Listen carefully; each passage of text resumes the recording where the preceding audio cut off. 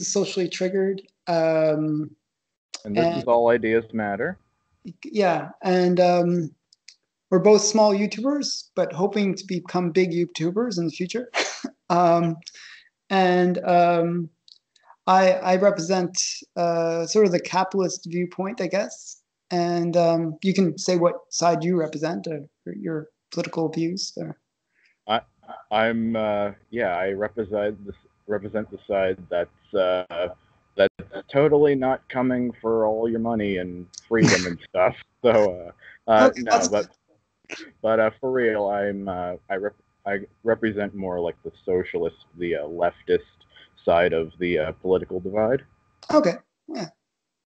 So so yeah, so I guess my first question to you, and you can ask this of me as well.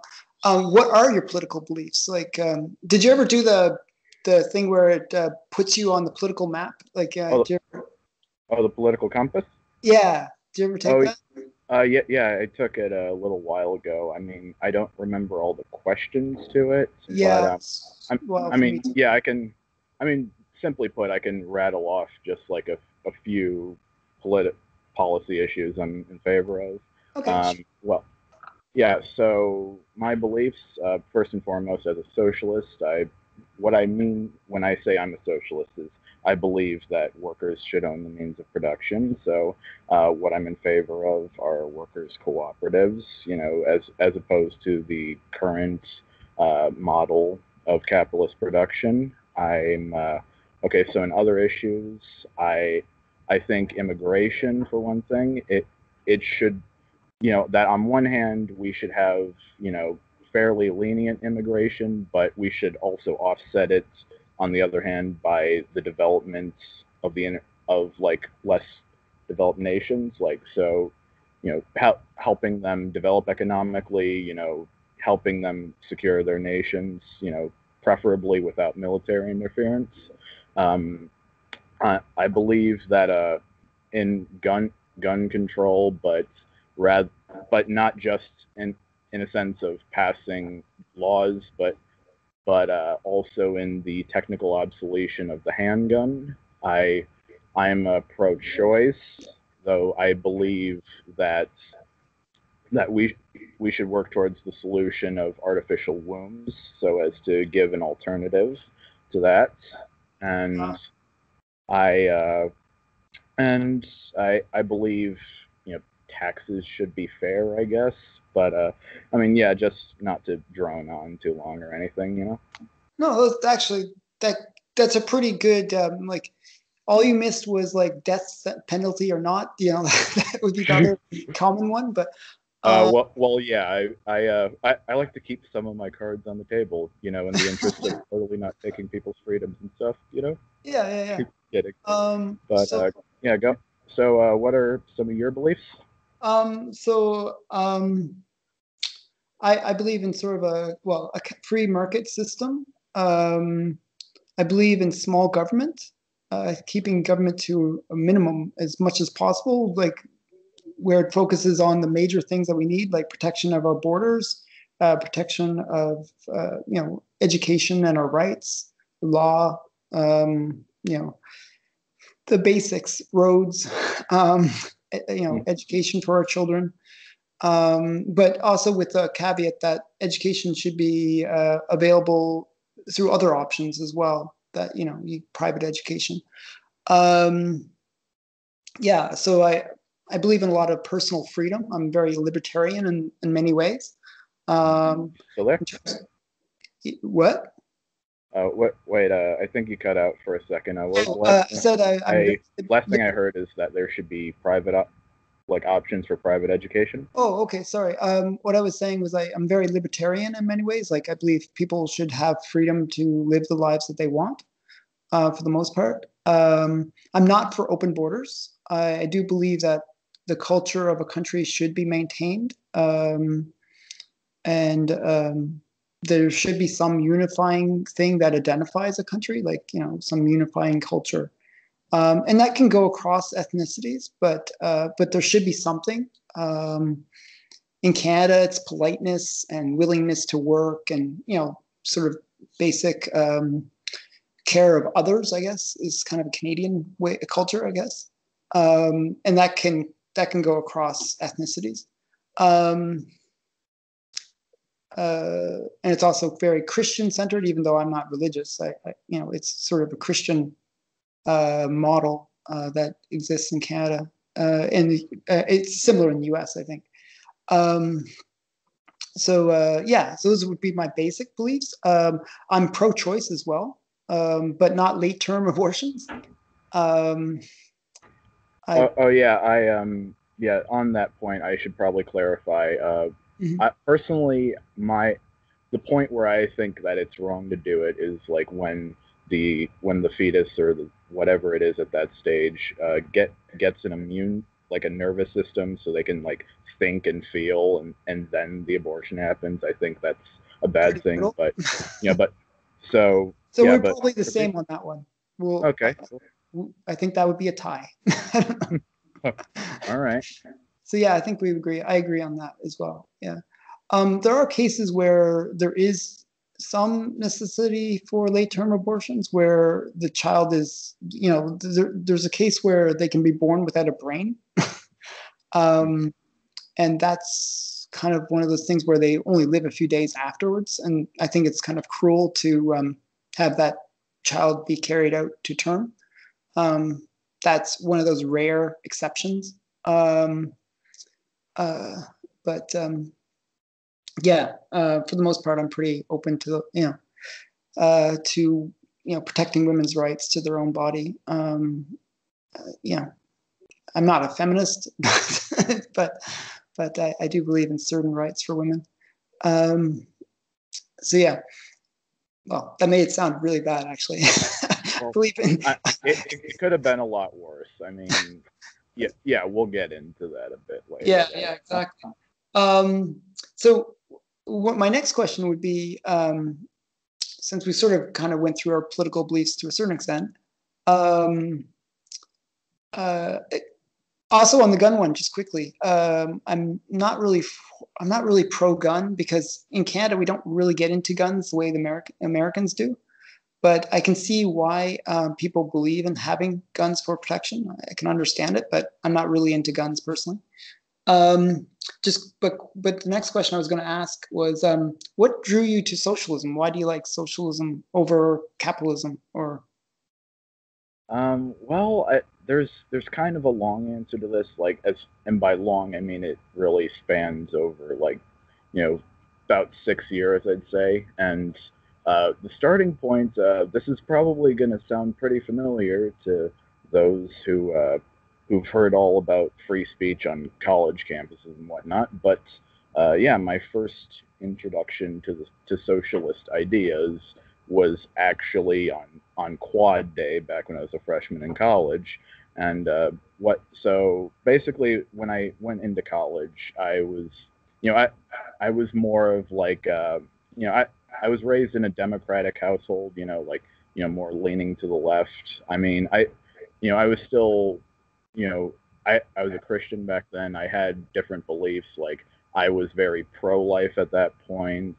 I was pretty religious too, but I had just come around to accepting gay marriage by the time I was graduating high school. So that was about as progressive as I was, and so other than that, I was just basically a Democrat.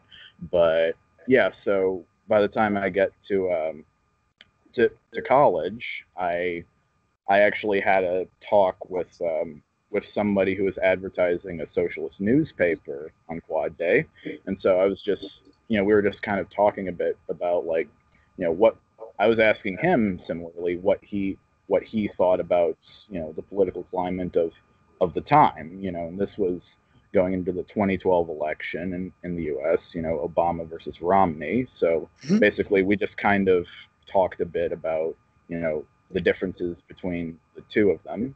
And so even though it wasn't something I fully came around to with that conversation, he basically let me on to the idea that Democrat or Republican, both of them have serious problems.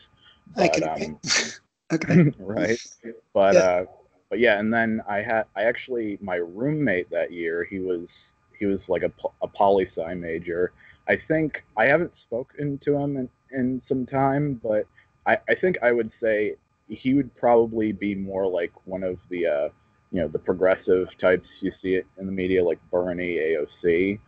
But yeah, I mean, as far as I was aware of, he didn't seem like a socialist or anything, but you know, in for as little as we talked, we sometimes like would talk about politics and stuff, and Okay. he knew a lot more than I did, but He and was I the person that awoken you to the idea of socialism.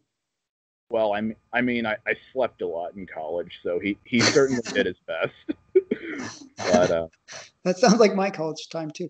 Um, yeah. So pretty much, I would say what led me to socialism more than anything, it was more like my struggles working through the capitalist system.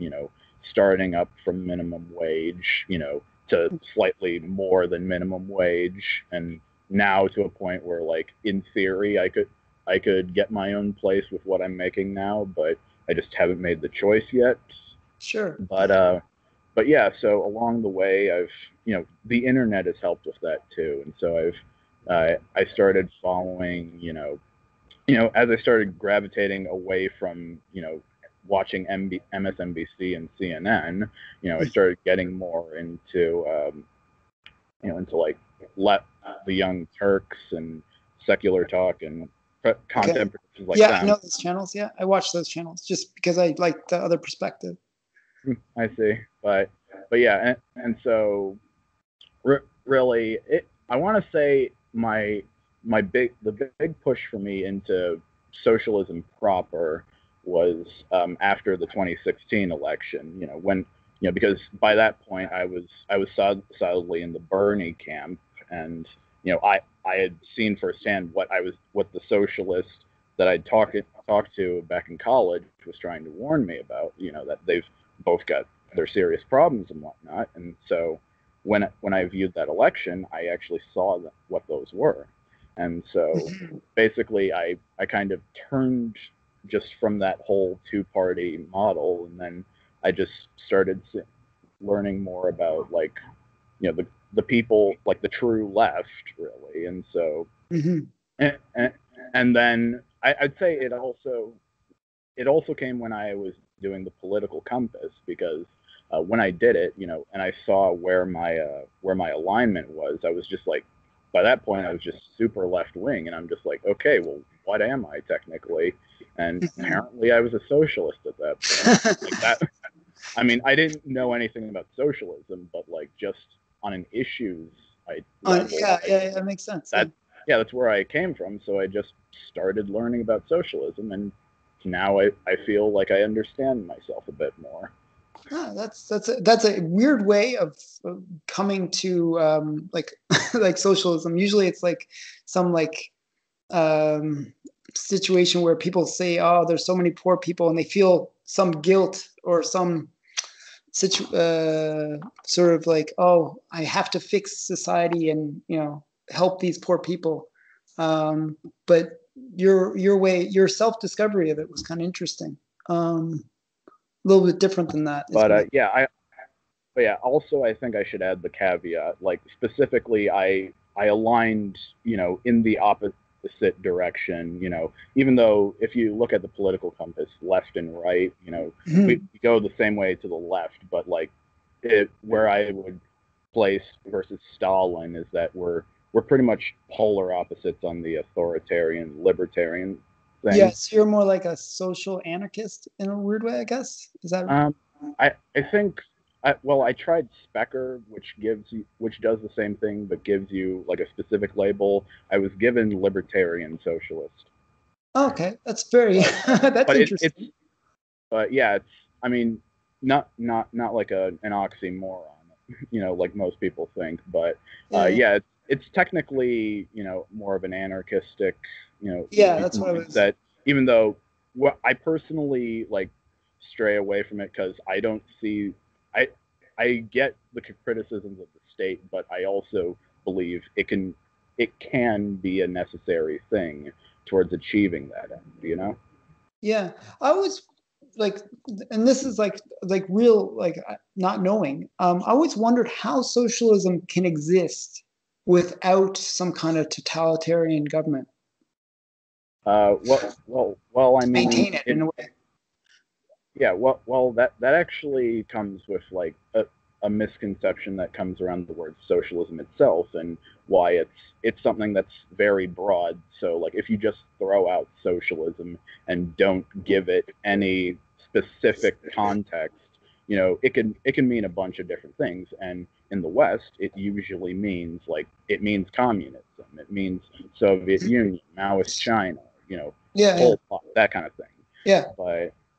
But yeah, and so the thing is with that model, if you want to get more technical about it, it stems more from Marxist Leninism, Hmm. in the case of the Soviet Union, but technically every country that implements it usually has their own approach, or they adapt a certain approach. So to kind of categorize that specifically, uh, leftists and anarchists in particular will use the term state capitalism, because the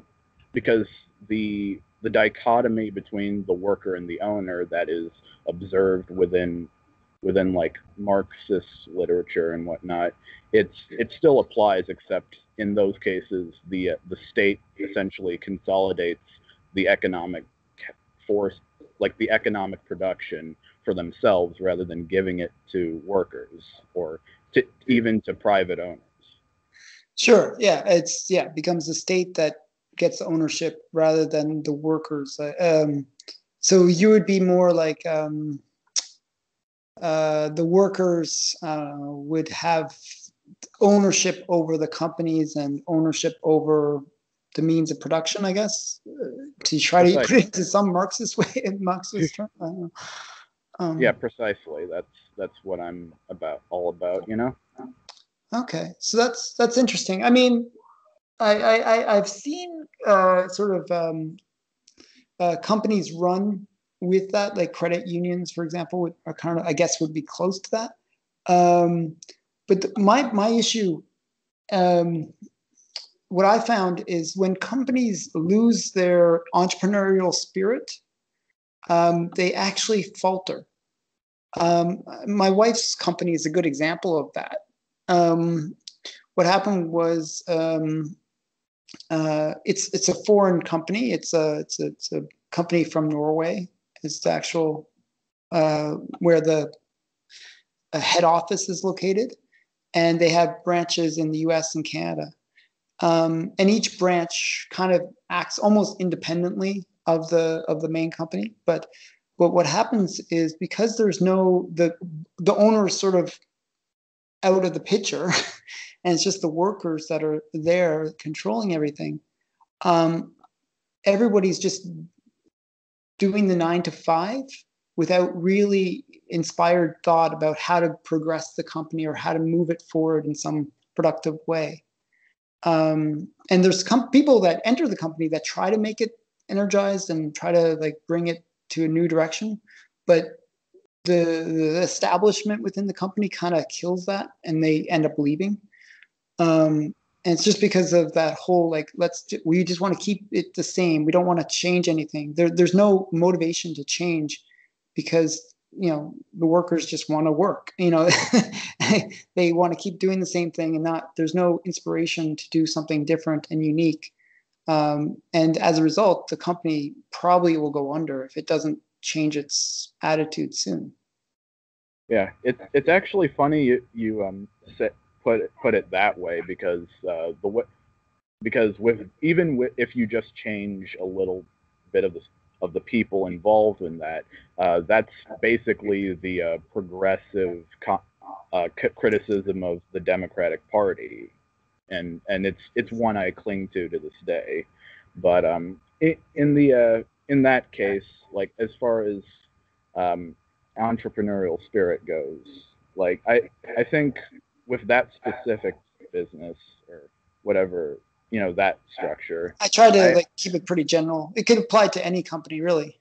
Yeah, of course, of course. But I think in that case, it would be such a thing. The problem ultimately is that there's only the minority in that workforce that wants to like kind of change, shake things up and do something new. Hmm. But there's there's probably a specific reason why they want to keep things the same, and so I mean it. I I'm not really faulting anyone in that case, but like ultimately, I think it really depends on what a company wants to do because some companies want to change the world, others just want to make a buck, have some stability, and it's all a matter of choice. It's I mean it's a choice everyone's free to make. Yeah, my like a better example is Apple. Um, what happened was they fired Steve Jobs way back when, and they basically went into a process of just producing computers. You know, the workers worked, the accountants accounted, and they basically just produced computers. And they weren't innovating. There was no reason to innovate. They had a client base that would buy whatever computer they would create, and there was just no reason to push for innovation. And what happened was the company started faltering because there was just people were like, well, I don't want to buy a computer that's been the same for 5, 10 years. I want to buy something that is a little bit better. Why, people seek improvements, right? um, and so the company was about to go bankrupt, and they sort of brought Steve Jobs back. And within a few years, we had the iPad, we had the iPod, we had the iPhone, we had all these major innovations that revolutionized the whole market. And that's Um, because the entrepreneur was brought back. And the workers don't necessarily have that. sorry, my bad. I Sorry, did you catch that? cut out a bit. Uh, Yeah, so I I was was trying to explaining say. Uh, about Apple. yeah, I cut out right when you said like it was they brought Steve Jobs back, so Yeah, my so once Steve Jobs came back, he brought in the iPod and the iPad and the iPhone. There was a whole bunch of innovation that happened really, really quickly, that just revolutionized the whole market, um, and really made some technology accessible not just to like North Americans, but to people around the world. Like in Africa, for example, people don't have computers. They don't need them. They just use their cell phone, their smartphone to do everything they need. They buy stuff with their with their phone. In some ways, they're more advanced than in North America because they're doing things that our system hasn't gotten around to getting implemented across board. As I said, by purchasing things with their phones as just no thought about it. They just do it. um, the accessibility that it's provided is huge, and that wouldn't have happened if there wasn't that entrepreneur. That's somebody that kind of said, "Hey, let's try a different direction. Let's be, inspired." I think that's one of the problems with socialism. It kind of gets into that routine, and workers like to do their 9 to 5, but there's very little inspiration within that. okay, well, to that I would say, in particular with the Apple example, there is a certain controversy to that when you call into bring up what Steve Jobs Oh, he's a jerk. contributed that saved the company. For Mm-hmm. example, the iPhone in particular. Like the big thing with that even is that it's actually even still an ongoing thing, but there's actually a lawsuit that somebody I no wait, I think this is the iPad actually, but somebody had essentially patented something very technologically similar to it way back in the 90s, but at, I Apple pretty much sold it as a product, as their product, and so this guy, I forget his name, he's actually still in the middle of suing them for like just a piece of what he made. Okay. And for another thing, the iPhone in particular was actually the technology that that went into that. Some of it was actually first developed in the public sector, and so he was able to get to essentially make the technology himself, to like take that technology, produce it himself, and then make an iPhone from that. So There is stuff that does come from the public sector. Usually, though, I deal with a lot of different companies. Generally, what happens is the government will invest in whatever, some kind of science or research, but they usually also seek private investment in that research as well. So it's sort of a joint partnership. You'll see that in universities a lot, where like things like Google, for example, was developed within a university. Facebook is the same, where they'll have like state funding for those universities or government funding for those universities, but also there will be corporate funding that will go into the project as well. So, and generally, because there is that corporate funding, the people will kind of develop ideas that are a little bit more commercial. That's something that are a little bit more useful. I find a lot of government research, it doesn't really have as much utility. Yeah, well, I mean, ultimately, government, people in government, they're people who have, they're with certain technology, with technological advances. I mean, their guess is really as good as anyone else's. Corporations included.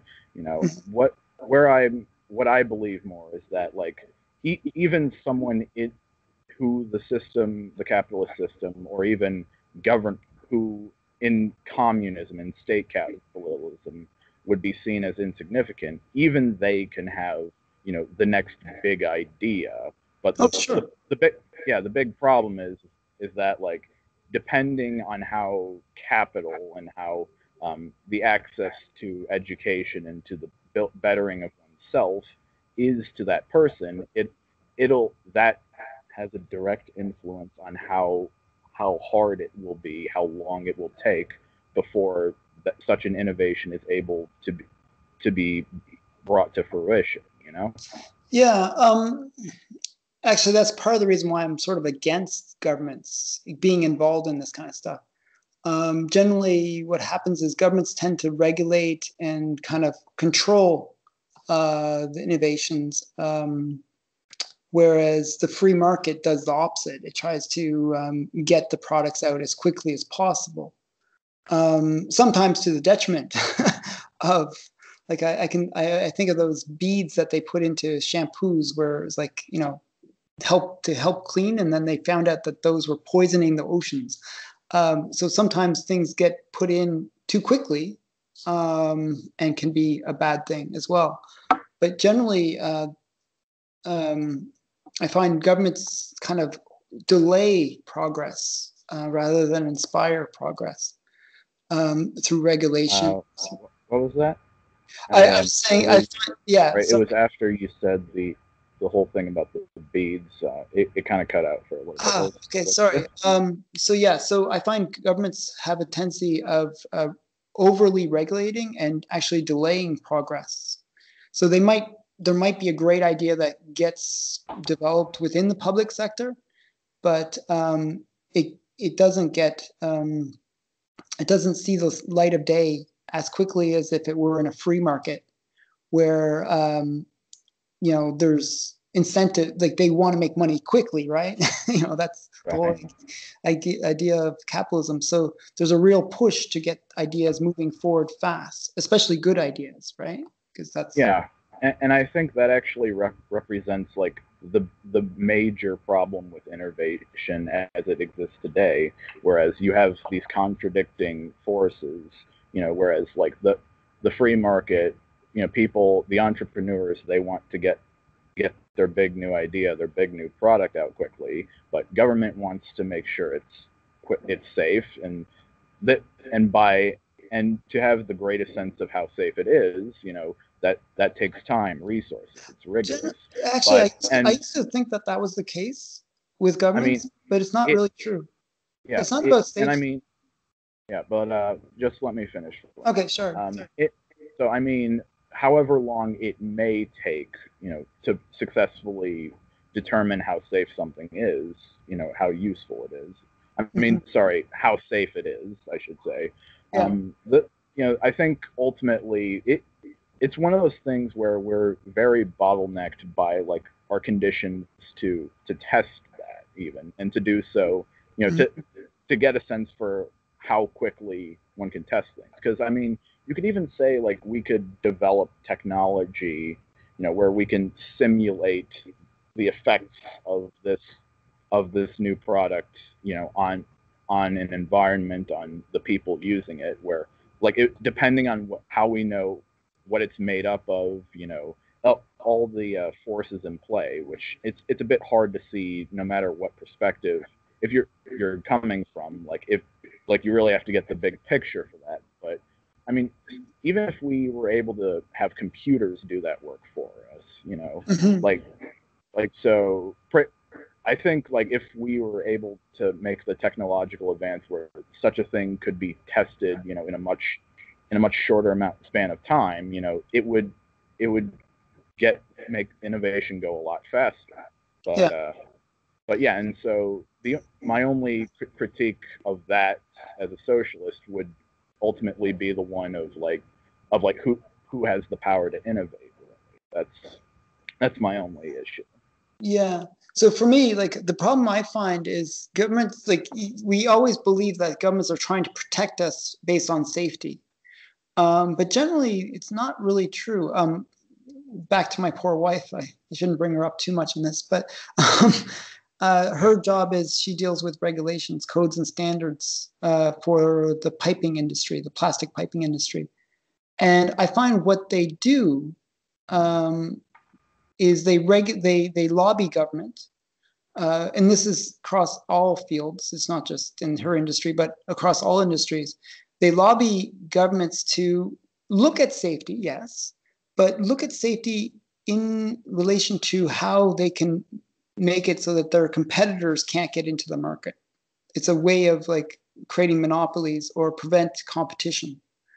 So generally, if there's a really good idea, the people that are established businesses will generally push the government and use the protections that the government installs in the country to basically prevent that new Huh. technology from coming into play.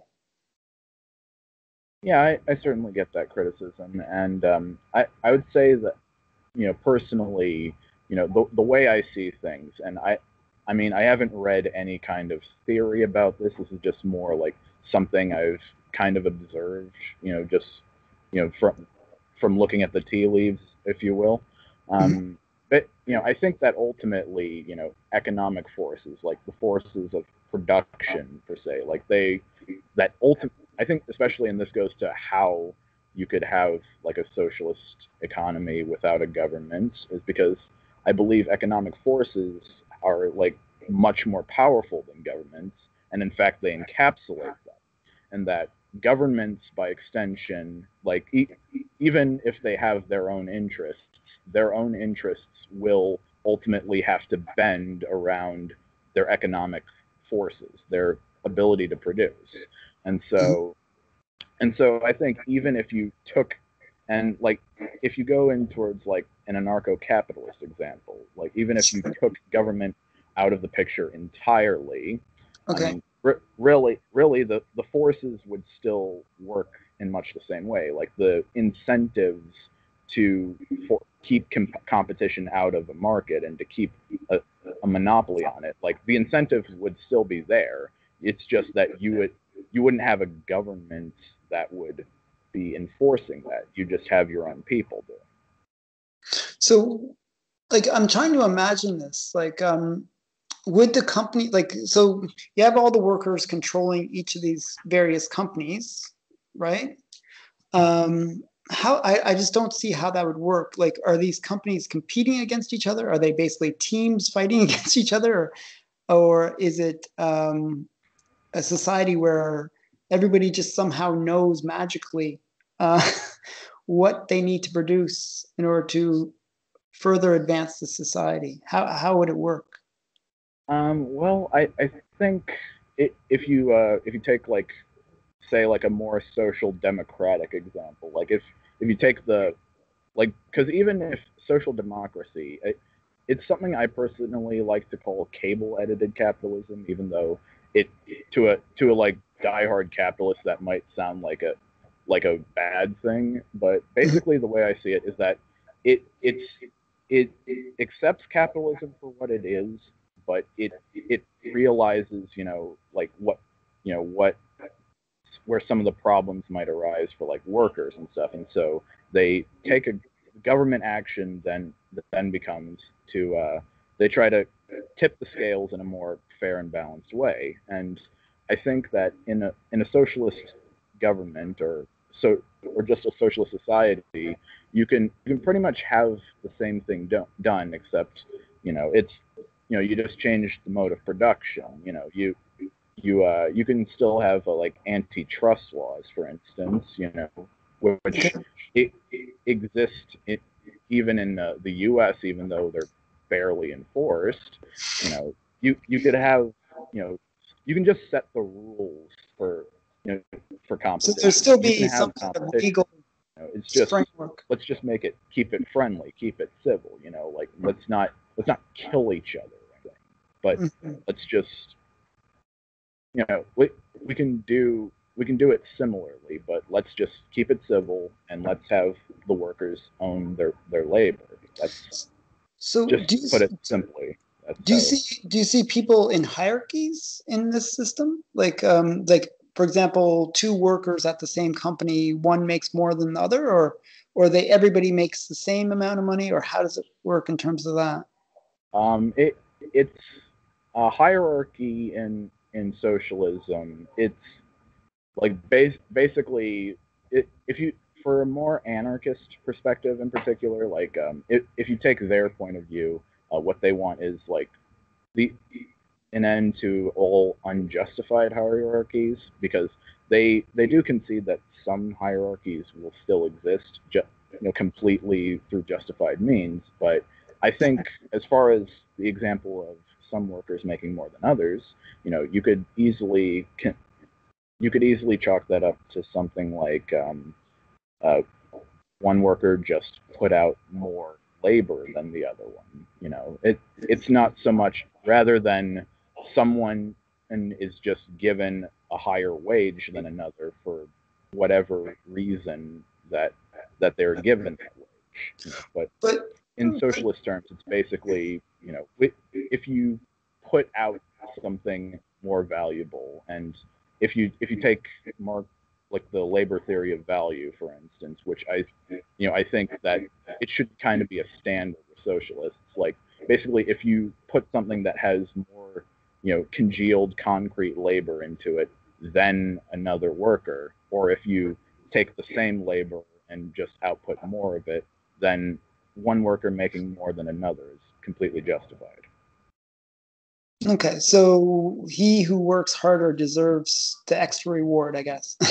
Yeah, yeah. So it's actually funny because like like the whole criticism about everyone getting a trophy, like that's Yeah, I hate the bit that. like Yeah, one of the moral failings of socialism, like kind of like the sports where everyone gets a trophy. I yeah. mean, basically the way I would see socialism is just like it's like sure everyone can get a trophy, but the people who did better in the game, they just get bigger trophies. Okay.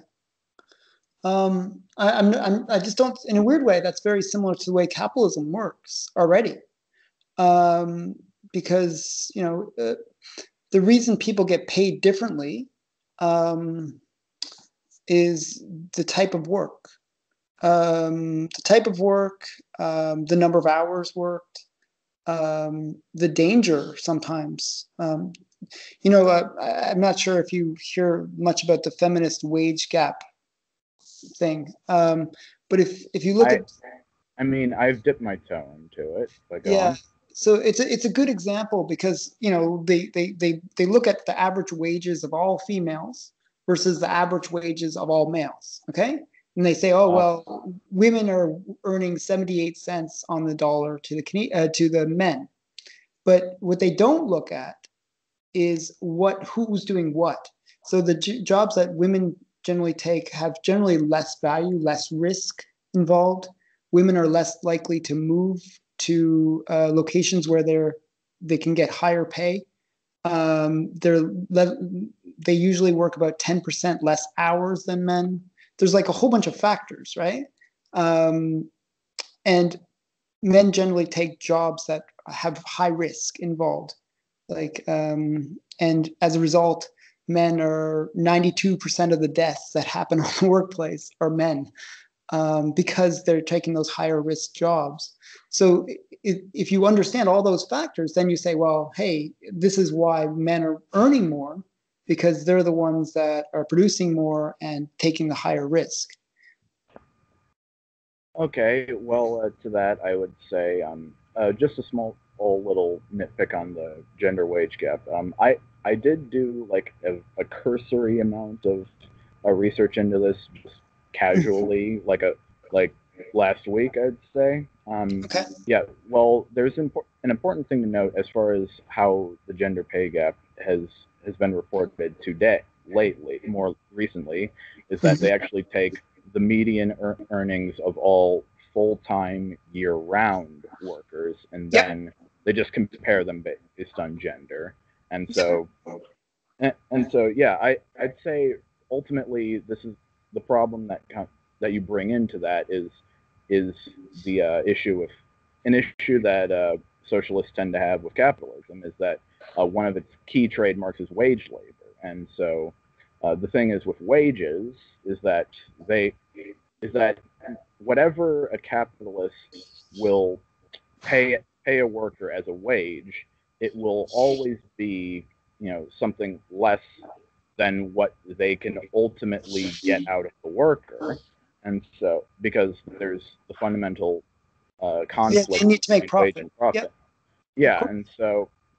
and so ultimately, and especially like say if you take the same kind people doing the same kind of work just with different companies, some people will pay more than others, even though they're ostensibly doing the same kind of work. That's But true. Yep.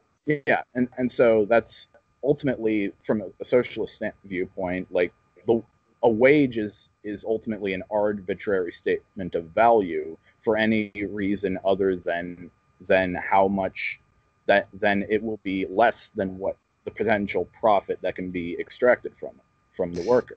So But yeah. I'm almost done.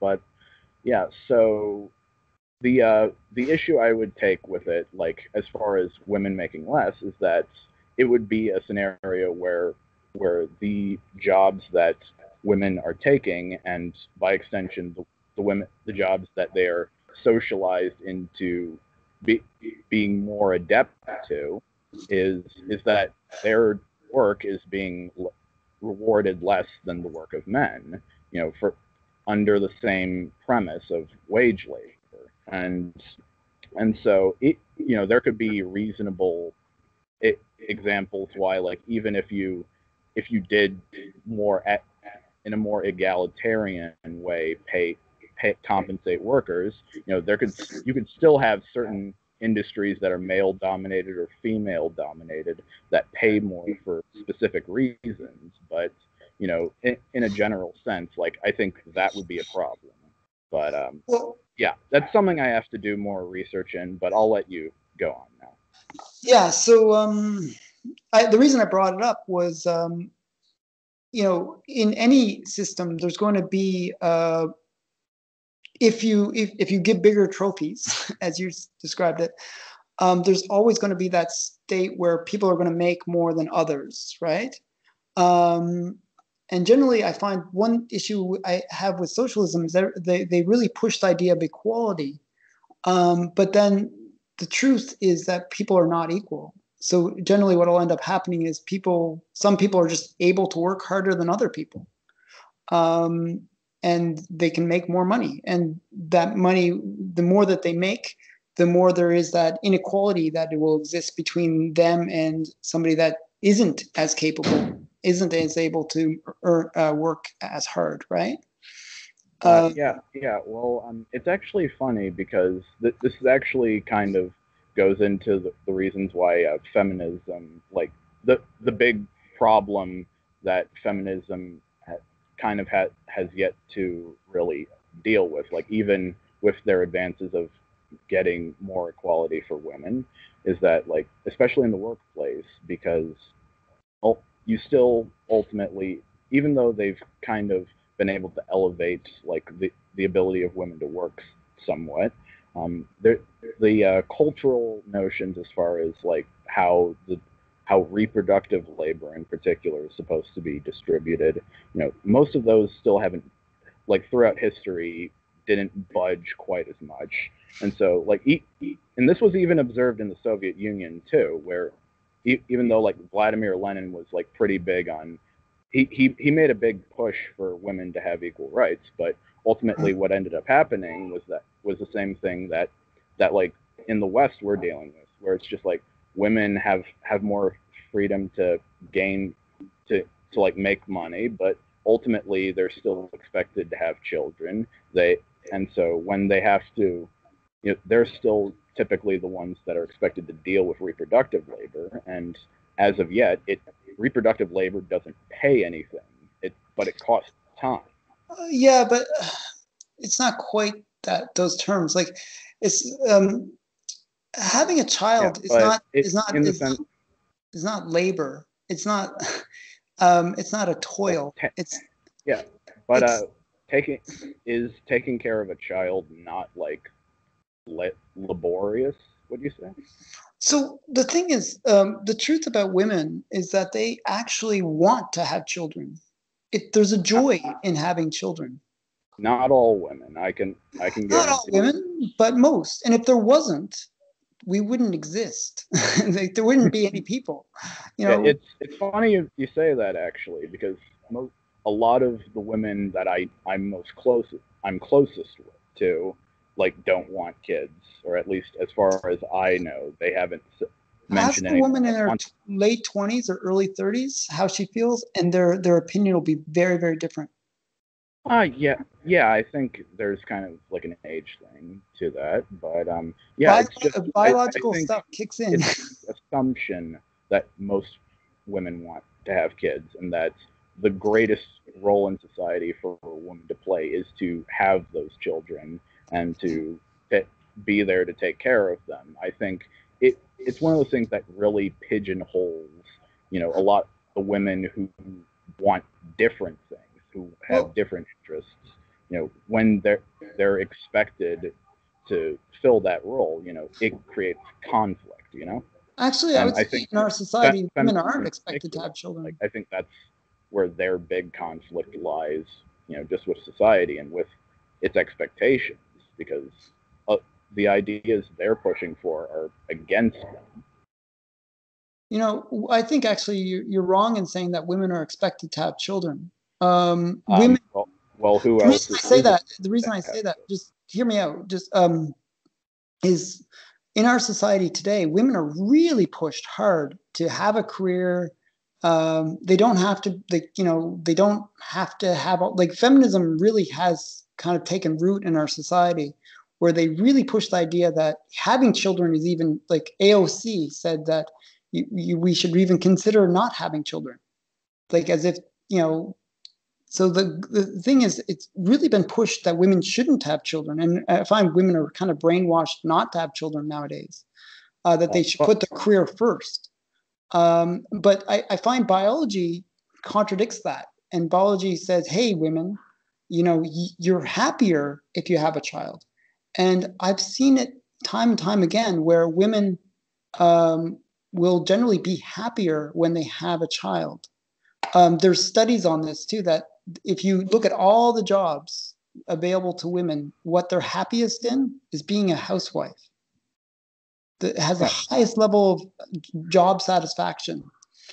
Well, I mean, I would argue to that point that like if someone could just have children and be surrounded, with these with the and be with where their only responsive where their main responsibility and the is to just look after a child, a child that they're biologically programmed to love. And I could say this even with like a pet, like a dog too. Like all you if all you re- if the only major responsibility you had to worry about, like if your financial situation was stable enough where like you don't have to worry about, do going into the labor force, and you can just take care of, the people or the animals that you love, I think that would be very conducive to happiness, across any gender. And Well, no, I wouldn't say across any gender, just for females.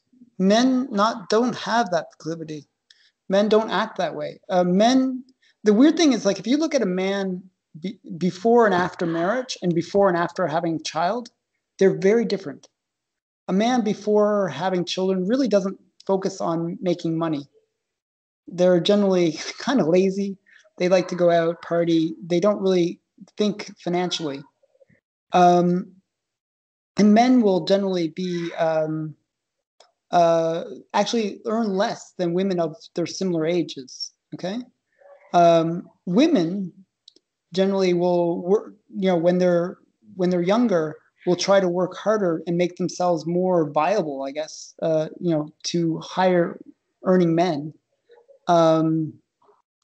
And generally, before having a child, their mind is focused on career. But once they have a child, their mind switches to being interested in child rearing. Whereas men, once they have a child, their mind switches too, to really working hard. I experienced it myself. I've seen it time and time again. There's studies on it where there are actually changes in the testosterone levels in men.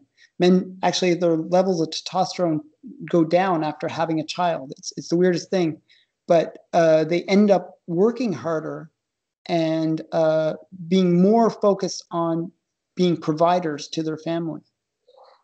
There's lots of studies on that where they show that kind of weird change in behavior within men and women. Yeah, well, I mean, And our society used to embrace that. It used to be that men would work and women would stay at home and raise the children, and both were happy doing that. Yeah, but then shit got real. Things changed, and Well, they I think changed because of big government. not necessarily though. I mean, to one degree, yes. You could also say, I would say that part of it was also, the beginning of neoliberalism. With wages becoming, starting to fall away from productivity, and it making economic conditions in which a single income was a single income taking care of an entire family became much less feasible, for the general populace, for much of the workforce. And so what would then have to happen was that women would have to take their place into the workforce in order to make ends meet. And so, yeah, and ultimately what the problem that raised for a lot of these families that were under such conditions is that, the children, less time for the children, like less of the reproductive labor had to be floated on others, sometimes on the children themselves. And so, yeah, I think ultimately it would be best if we could go back to such a society where single incomes could provide for most families, and where you could have a scenario where one parent could go out and do the job and another parent can just, take care of the children. I think that would be lovely. It would raise well-adjusted, happy children. Yeah. Probably. Well, there's a saying in Canada, and you probably have the same in the U.S., that in a family, one parent works for the government and the other parent works for the family.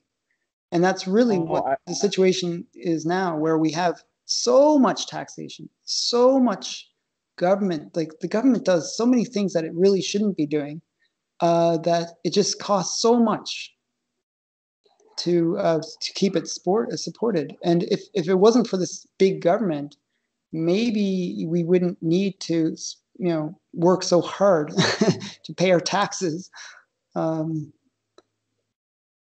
Yeah, well, it's actually funny you mentioned that because into doing a little bit of research, even on like autonomous, anarchist societies, what they would actually do is that with the lack of a big government or any government, Mm-hmm.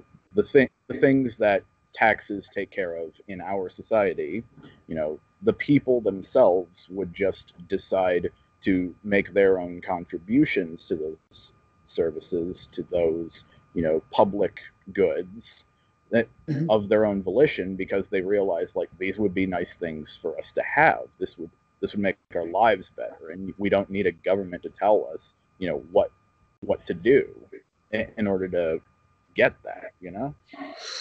Yeah, I mean, what you're describing is kind of one of the things I do actually like, is decentralized government. I guess like kind of micro governments where it's like more the community says, oh, we need a road or we need this. And they, instead of having to go to some bigger government to get the money to bring to the municipality, they just raise the money within the community.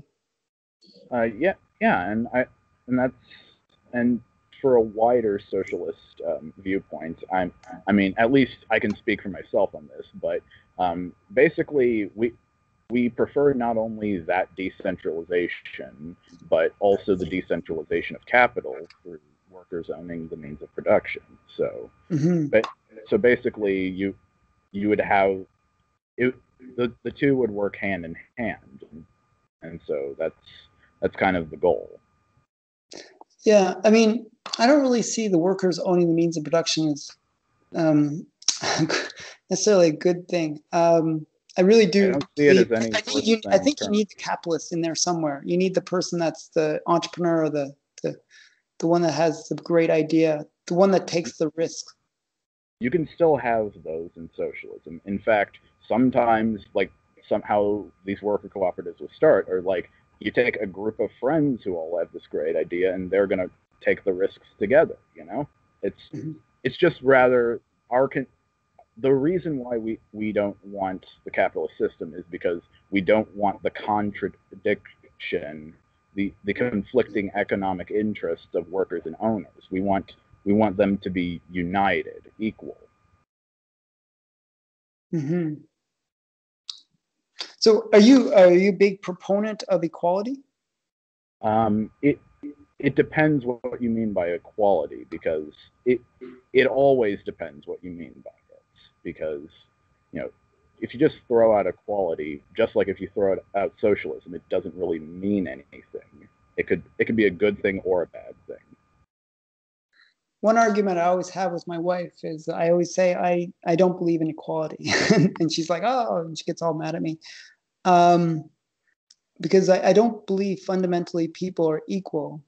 And I don't even believe our society is designed to treat people equally and should Yeah, treat people equally. So one of my concerns is within a socialist state, there's almost this imposed equality where everybody is seen as being the same. It's sort of like, I guess it's sort of the free market capitalist sphere of socialism is this whole idea of everyone just becoming a widget within some socialist machine, I guess. Oh, well, I mean, to that criticism, I would say that we might not be equal in the grand scheme of things, but rather the role as far as administration, make equality, like whatever equality should be taken into consideration with concerns to economic or public policy, it should be to take into factor in what makes all of us equal within that system. And basically humanity, like the very nature of humanity, is something that we're equal in. Like, we all need to eat, we all need to sleep, we all need to drink, have healthy food, we all need to be able to drink water that's clean, breathe air that's clean. If we get sick or hurt, we all need health care. You know, we're all, I mean, some of us, we might not be equal in how likely we are to get sick or hurt, but if that happens, we all have the same need to get better. And so if you take things like fundamental human rights. Yeah, and so what we then extend to that is that as workers, we are all equal in that we are doing labor, and so we feel that in a greater sense of equality, whatever work we have contributed, whatever we have earned for what we as individuals have done, is what we should get back in return. Okay. So yeah, so I'm just sort of thinking about it.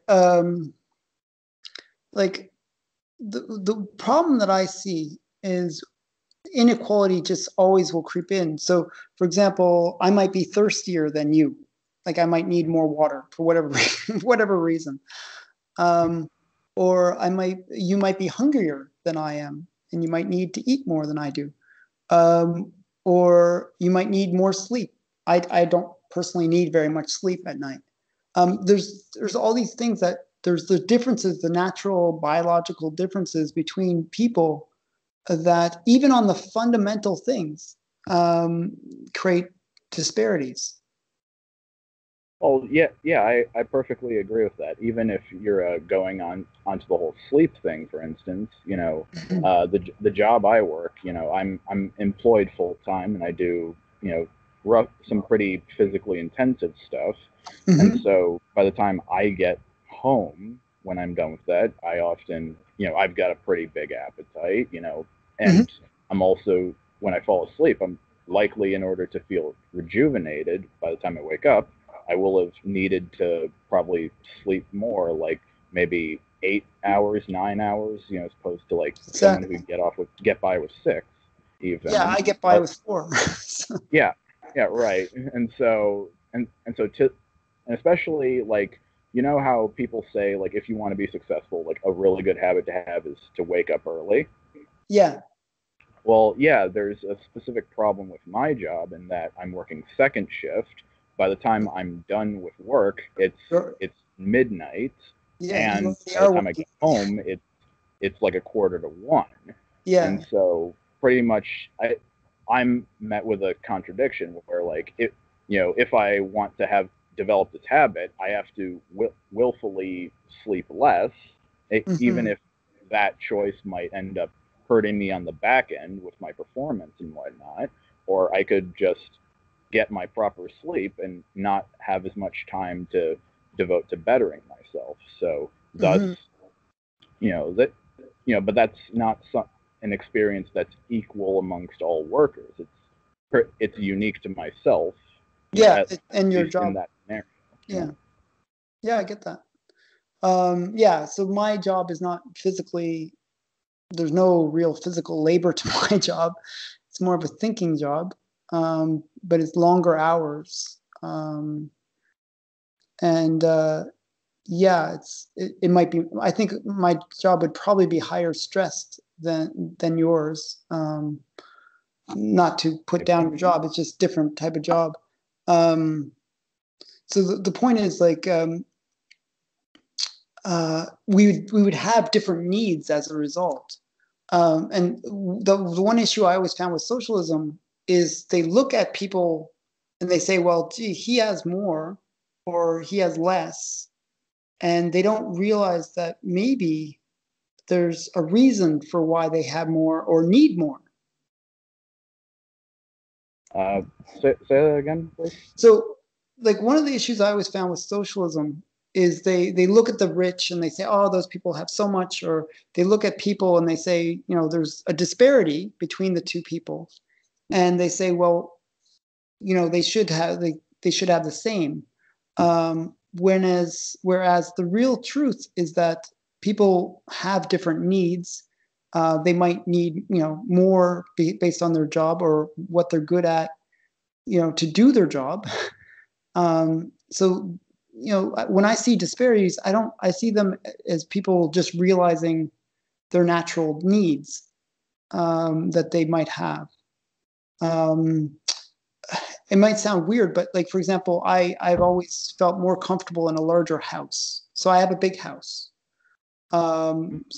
Some people I know actually are the opposite. They have money, but they buy a smaller house, much smaller house, just because that's what they're comfortable with. Now, if somebody on the outside looked at it and said, well, why does he have a big house and this other guy has a little house? And they say, well, that's unfair.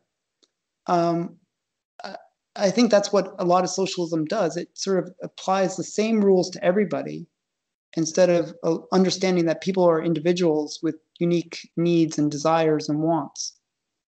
Well, yeah.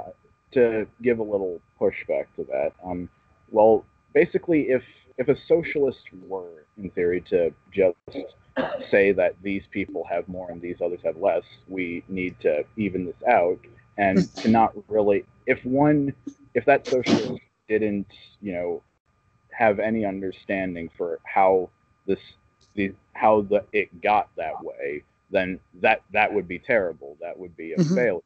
But yeah, so as Bernie far as Sanders does how it all. Bernie Sanders always says that he always talks about those evil 1%ers and how they have so much without understanding what they provided to get to that. Sorry, just a second. I cut out for a moment. I heard what you were saying, like when you started talking about Bernie Sanders. What were you saying there? So my point is, Bernie Sanders, one of his big talking points is that he always talks about the evil 1%, even though he's actually he's actually a 1%er. Not necessarily. No. If you actually if you look at how much he makes as a senator, he's actually one of the poorer of the senators. But even being that notwithstanding, he's still able to. He's doing pretty well for himself. I think he earns about $1 to $2 million a year. He's not. Well, yeah. Well, in any case, it's not that he's like, that's one of the things that's most misunderstood about like Bernie's message. It's not that being rich is bad. It's just that some of the specific ways that people are able to become a certain amount, to gain a certain amount of wealth, some of those are bad. And so he wants to take a concrete policy approach to fixing that. And so, but the thing is, he's taking that approach having acknowledged how the problem was created. It's not just that he said rich people bad, good, poor people good. We need to make, we need to fix this. It's not just like that. But okay, but like another thing, even going towards like how you're talking about houses and stuff, how like you personally feel more comfortable in a big house, but someone who could have plenty of money to get a big house prefers a small house. Well, on the opposite coin of that, you have a bunch of people who, the thing is, if you have a bunch of people who like wouldn't really care either way, or maybe they do have those preferences too, but the thing is they don't have the necessary capital to even get either one of those, much less like a pot to piss in.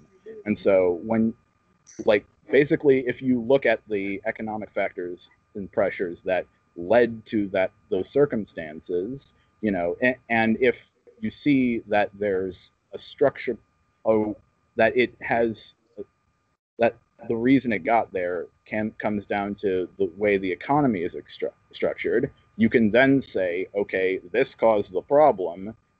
Let's figure out a way to make it better. And so that's perfectly reasonable. But if you just say, like, this man and doesn't have a house, he needs to have a house. Let's get him a house, no matter what it takes. That's very reckless, and it's a problem. Okay, well, I can agree on that. I think, my desire to have a bigger house, well, in a capitalist system, if I want that bigger house or whatever it is, um, there's things available to me. There's a pathway to that. Even if I'm poor, if I work harder, if I, save my money, if I do certain things, I will, eventually have more money to buy a larger house or to buy a house even. Um, Within a capitalist system, you have that luxury. In a socialist system, you don't necessarily have that luxury. Where, the problem is once, as I said, once the companies lose that entrepreneurial spirit, everything kind of collapses out over time. I just don't see it working.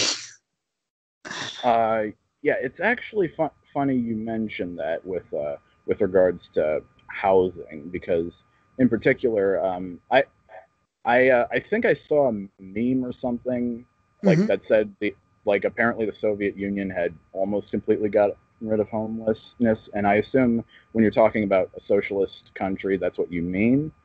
But but to give a more concrete example, there was also in revolutionary Catalonia, which was actually went even further than a socialist community and went full on anarcho-communist. They actually they didn't have homeless people at all, even, and it's just and so really but then you have to take the problem of homelessness, because especially in the U.S., we have an issue where we have 19 million vacant homes that exist there, that are just sitting there, no one's living in them, but there's a bunch of homeless people, and it's there's enough of them where you can not only give each one of them a house, and also in terms of fiscal policy, it there would be it would cost less to just give a homeless person a house than to keep them homeless, because there come the back end policies to that, where public resources are developed towards policing and stuff, and also some governments will take it upon themselves to make park benches less comfortable so that homeless people can't sleep on them, and so it is, but it happens in this country. But the problem from the socialist viewpoint is that housing in capitalist system is that it's under private ownership, and we see, many of us would see that as unjust, because basically the claim to it is that I own the house, so I have the right to essentially monetize the act of someone living in the house. Of course. And the problem then becomes when people aren't making enough that they can even afford to be a part of that arrangement, and so and then it's a very negative cycle, because even to gain employment in many cases, you have to have a permanent address, and the thing is, if you don't have a house, or even a living relative, for instance, who has an address, you're probably not going to be able to get a job that easily. And so if you can't get a job, you can't even get the money to even buy into that system of housing. And so the way we see it, privatizing, that housing is a very big problem. Well, actually, again, I can push back on that. It's usually the governments that kind of prevent housing from coming into play. There was actually a big thing where just recently AOC, and I'm not going to even try to attempt to pronounce her name, I'll butcher it. But she prevented a housing project happen in New York, where they wanted to build, I think it was, I want to say Staples or some kind of store, but in an apartment building style, where it would have the store and luxury accommodation, and some accommodation for, I think it was 36 units or something like that, for disadvantaged people, like that are earning less than a certain amount. And she blocked it because she saw it as evil capitalists moving into She saw it as what? Evil capitalists, and trying, like, that they shouldn't have just luxury things. It should only be housing for the poor. But the lot was vacant. It was a lot that was bought by this company that wanted to produce this building, and basically Okay, and it was it's the government that actually stepped in the way of housing being developed. okay, okay. Well, what specific reasons did they give? So her reason was really the fact that it was luxury apartments, that she felt that that bringing in more luxury apartments into that neighborhood would push people out of the neighborhood, that it would raise the value of the neighborhood and therefore make it more unaffordable for the people of that neighborhood. Yeah. Oh, so basically it's gentrification. Gentrification, sure. But at the same time, it was a building that would provide more housing. So, people always worry about like change in this kind of way. Yeah. But Well, I mean, to that end, I would say like it's a good thing to build that housing, but you know it. But the problem is, it's just like it's built with the intention that that people more well off than the people in the community will be taking that housing, and like and so businesses. I mean, basically, lead if the production of this apartment leads to an increase in the cost of living in that area, then that I think that would be an appropriate measure to take. The but ultimately, I think that yeah, those apartments should be built, you know, but they also shouldn't be handled in such a way like at, to be used as like economic chess pieces as assets for for well so the thing is, essentially push the less fortunate further into a corner. And my reasons for that in particular go back to like the history, even like with black people after the Great Migration, and even in the post-war era, sure. because the great in the U.S. the Great Migration, it refers to the time when a great deal of black people from the South, they moved up into the northern cities in order to fill the job vacancies of the industrial work up there, because a lot of the previous workers had died fighting the war, and so yeah, even despite the prejudices of the time, they were able to make good wages doing these.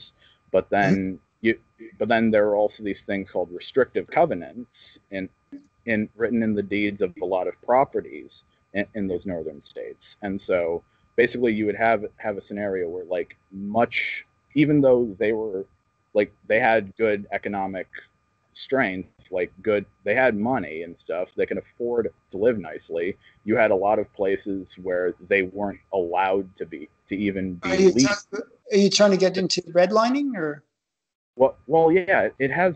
Well, redlining kind of comes after that, but restrictive covenants like came before it. It's a And so similar idea, though. basically, what happened is you had these people who, even though they were making good money, they were pushed into corners essentially, they were overcrowded in places, and so and from and then from that, it conditions would eventually deteriorate due to redlining, because just having a bunch of these black people or non-whites more generally in a Mm-hmm. particular area, what would happen is that a loaning administration, oh my bad, sorry, yeah, basically banks, whoever would rate the economic viability of the neighborhood would basically just say like, if it has non-whites in it, blacks most specifically, then it scores lower just for that. And so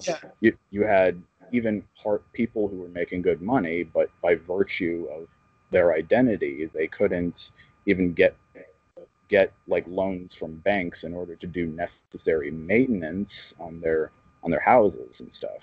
And so and yeah, and I mean technically it's a lot different right now. Like those same pressures don't exist or nearly as much, I should say.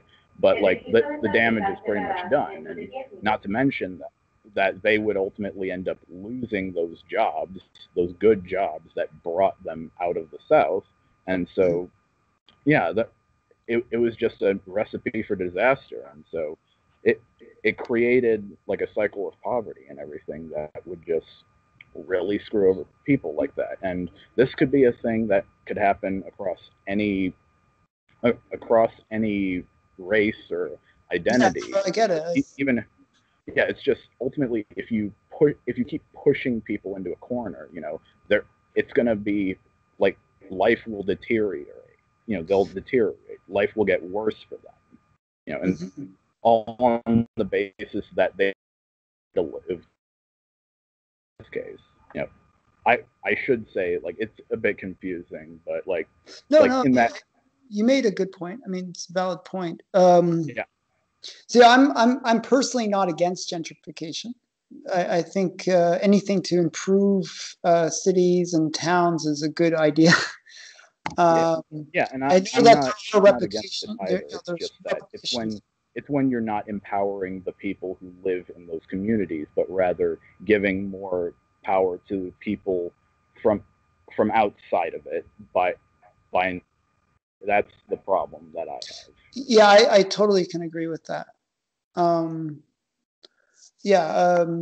There should be something where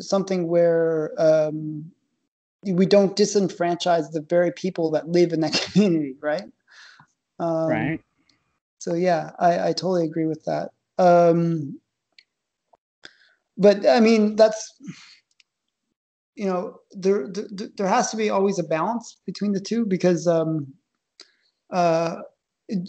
just like the example that I gave with that a building that was going to be created, well, there would have been tax money that building would have generated for that neighborhood that would actually go into helping all the people of that neighborhood. So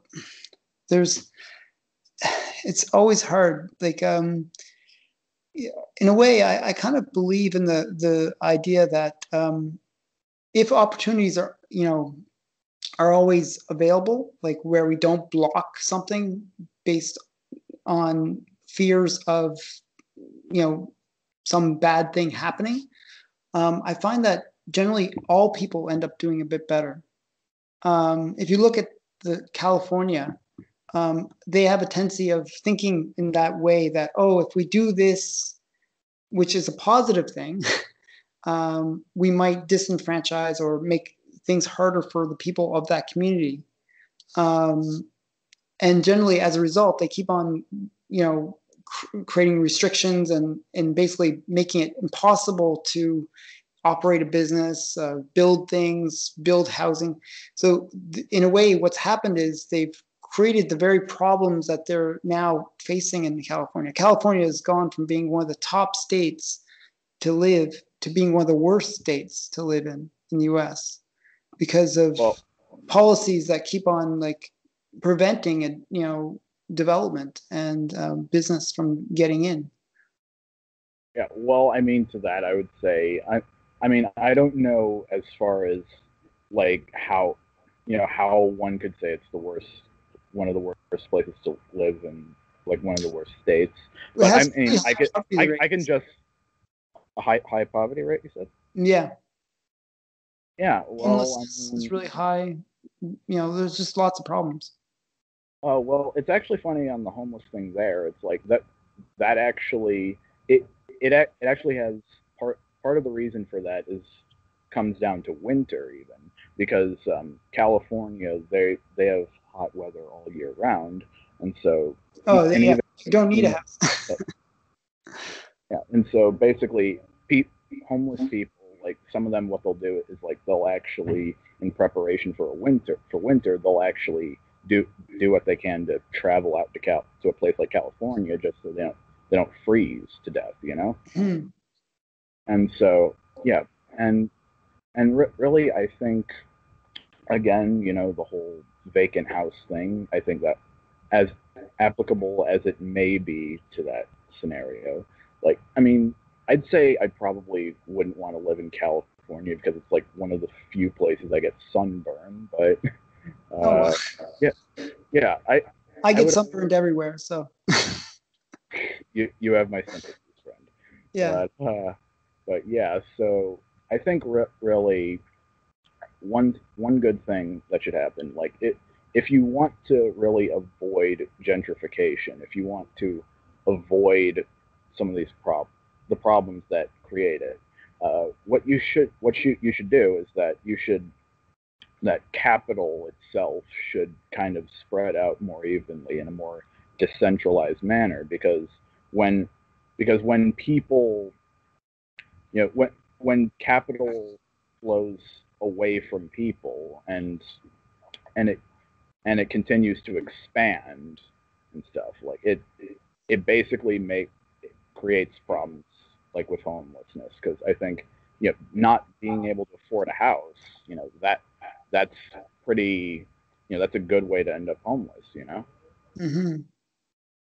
But And I find in capitalist states, like U.S. is still fairly capitalist. It's not the greatest right now, but um, I would say it's about as pure capitalist as one of the more developed countries gets. But go on.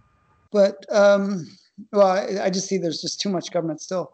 Um, but in generally in capitalist states, if you look at people in general, they're better off in a capitalist state than in a socialist state. That more people have just more wealth in general.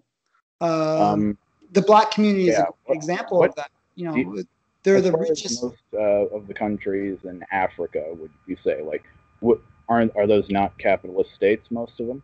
A lot of them are very socialist. If you look at like South Africa, Zimbabwe,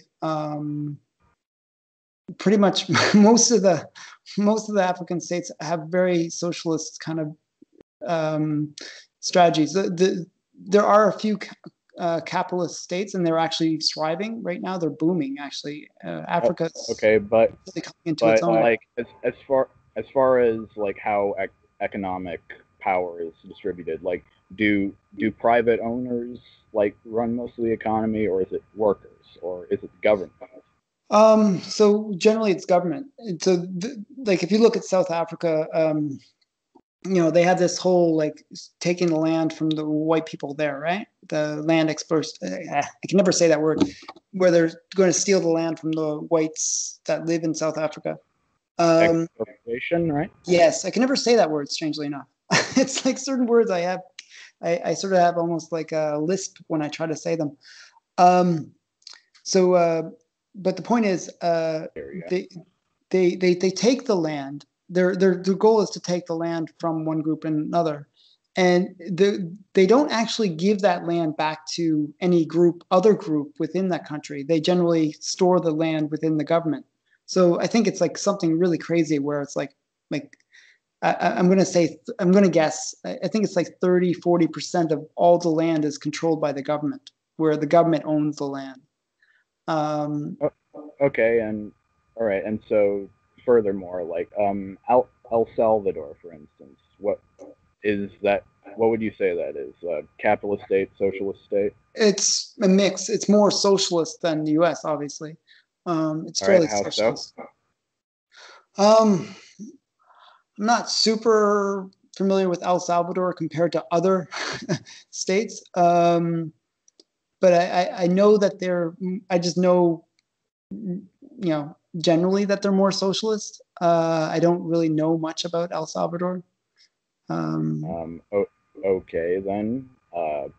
Guatemala.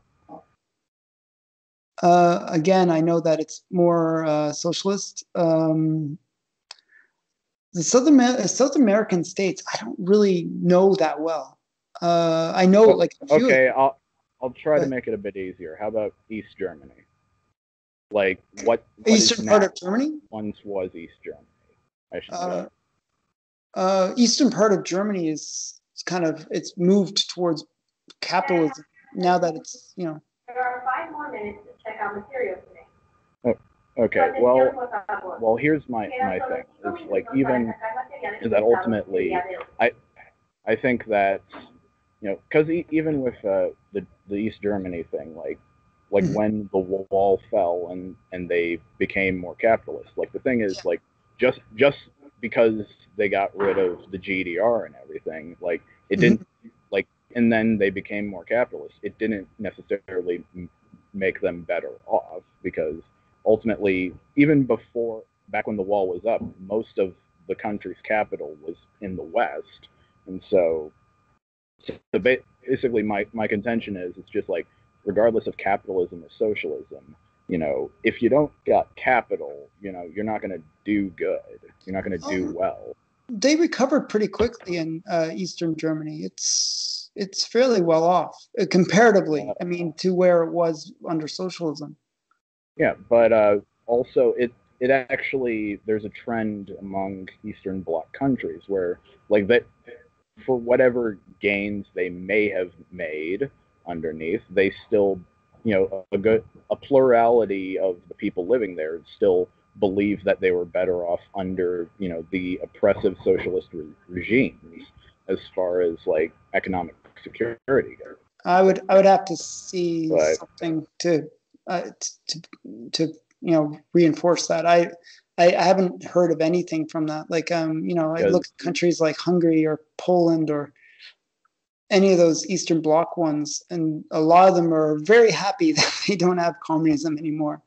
I have a lot of Polish friends that talk about that, and Ukrainian friends. shit, I'm sorry, I'm kind of breaking up a bit. What's going Yeah, on? no, I'm just saying, like, I have a lot of friends that are Eastern Bloc, were from Eastern Bloc countries, and they're very happy that they're not in a socialist state anymore.